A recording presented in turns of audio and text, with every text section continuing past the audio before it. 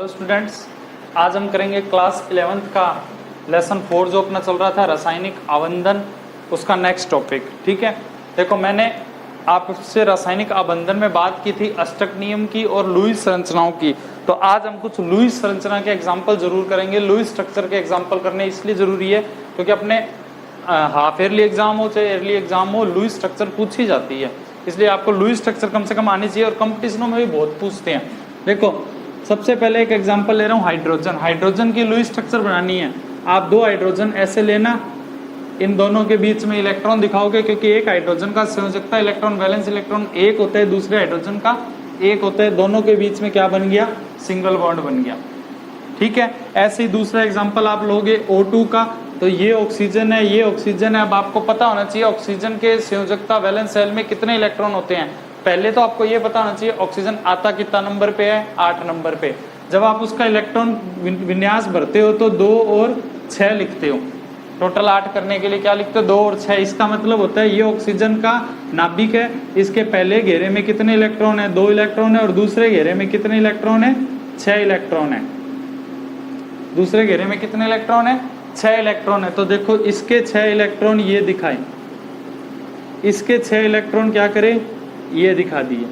आगे बात समझ। अब 6 इलेक्ट्रॉन दोनों के दिखा दिए। अब क्या होगा कि ये ऑक्सीजन इसके साथ साझेदारी करेगा, साझेदारी करेगा। तो ये ऑक्सीजन कह रहा है मेरे 8 इलेक्ट्रॉन पूरे हो गए। अब ये ऑक्सीजन भी तो कहेगा कि मेरे 8 इलेक्ट्रॉन भी क्या हो गए, पूरे हो गए, और दोनों ही क्या हो जाएंगे, स्थायी हो जाएंगे। ये आपकी बन गई ऑक्सीजन की स्ट्रक्चर। अब ऐसे ही अगर आप बात करो ओजोन की, ओजोन की हमको स्ट्रक्चर बनानी है, तो ओजोन में क्या होता है, एक ऑक्सीजन इधर दिखाओ, एक ऑक्सीजन इधर दिखाओ, एक ऑक्सीजन आपको इधर दिखाना होगा। ऑक्सीजन के संयोजकता कोष में इलेक्ट्रॉन दिखाओ, 1 2 3 4 5 और 6। ये 6 इलेक्ट्रॉन दिखा दिए। ऐसे इसके 1 2 3 4 5 और 6 इलेक्ट्रॉन आपने यहाँ पे दिखाए, हो जाएंगे। उसके बाद इसके इलेक्ट्रॉन कैसे दिखाओगे, 1 2 3 4 और 5 और 6 इलेक्ट्रॉन। ठीक है, ये 6 इलेक्ट्रॉन दिखा दिए। इसको मैं यूं करके लिखूंगा जिससे इसके बीच में एक सिंगल बॉन्ड बनेगा, इसके बीच में एक डबल बॉन्ड बनेगा। ठीक है, अब आप सबके इलेक्ट्रॉन गिनो तो देखो 1 2 3 4 5 6 7 8। इस ऑक्सीजन के 8 इलेक्ट्रॉन पूरे हो गए। ऐसे ही इस ऑक्सीजन के भी 8 इलेक्ट्रॉन क्या हो गए, पूरे हो गए। 1 2 3 4 5 6 7 8, और इसके भी 8 इलेक्ट्रॉन क्या हो गए, पूर्ण हो गए। आगे बात समझ में। अब अपन को क्या करना है, 8 इलेक्ट्रॉन आपने दिखाए हैं। होता क्या है कि ये अपने हालांकि दोनों इलेक्ट्रॉन उठा के इसको देता है, जिससे इस पे माइनस का चार्ज और इस पे क्या लगाते हो, प्लस का चार्ज लगा मिलेगा आपको कई जगह। ठीक है, ये चीज हो गया। एक एग्जाम्पल और देखो, वो एग्जाम्पल आपका होगा NF3। NF3 तो देखो ये नाइट्रोजन है, नाइट्रोजन 7 नंबर पे आता है, इलेक्ट्रॉन भरते हो 2 और 5 से।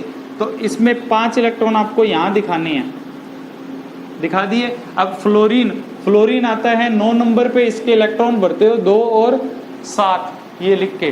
तो इसके 7 इलेक्ट्रॉन आप कैसे दिखाओगे, ये 6 और ये 7। ऐसे ही इसके 7 इलेक्ट्रॉन कैसे दिखाओगे, 7। ऐसे ही इसके 7 इलेक्ट्रॉन कैसे दिखाओगे, ऐसे दिखाओगे।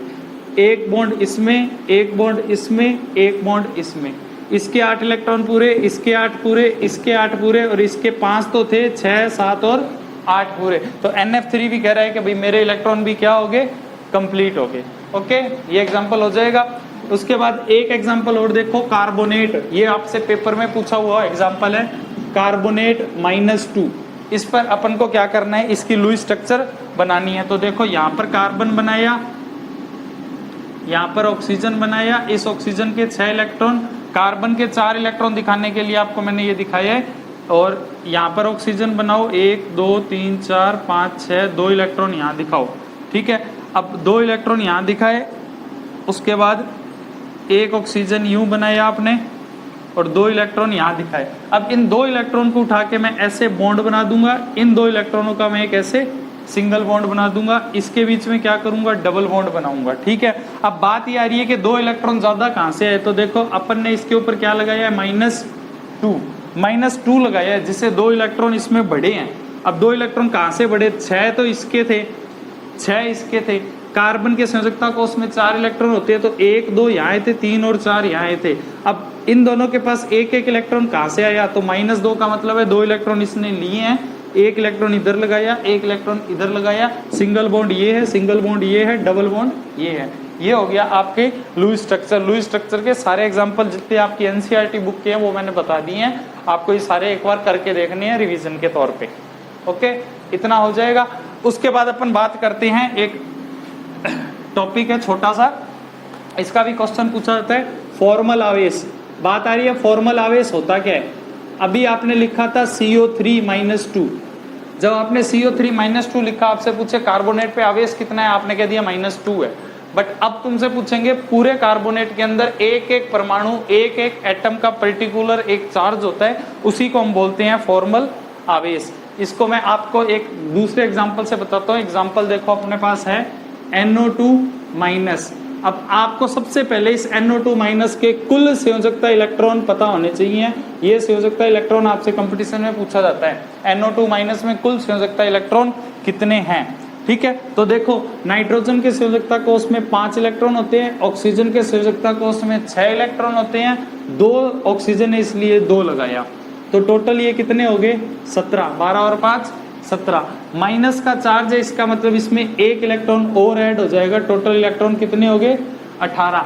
तो NO2- के अंदर संयोजकता इलेक्ट्रॉन की जब आपसे संख्या पूछी जाए तो आप कितनी बताओगे, 18 बताओगे। ठीक है, अब इसकी स्ट्रक्चर आप बनाना चाहते हो तो क्या होगा, यहाँ पर 1 इलेक्ट्रॉन दिखाओ ऑक्सीजन के साथ,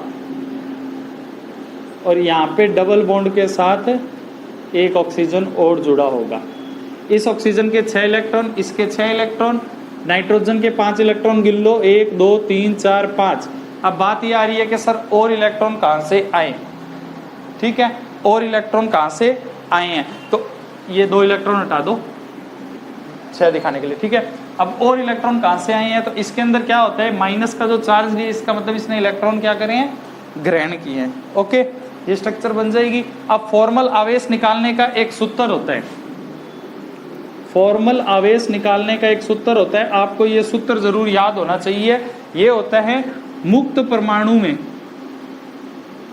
परमाणु में संयोजकता इलेक्ट्रॉन की संख्या, मुक्त परमाणु में संयोजकता इलेक्ट्रॉन की संख्या माइनस अनाबंदी, मतलब जिसने बंध नहीं बना रखे, अनाबंधित इलेक्ट्रॉन की संख्या -1/2 बंधी इलेक्ट्रॉन की संख्या, जिसने बंध बना रखे हैं उसकी बात कर रहे हैं, बंधी इलेक्ट्रॉन की संख्या।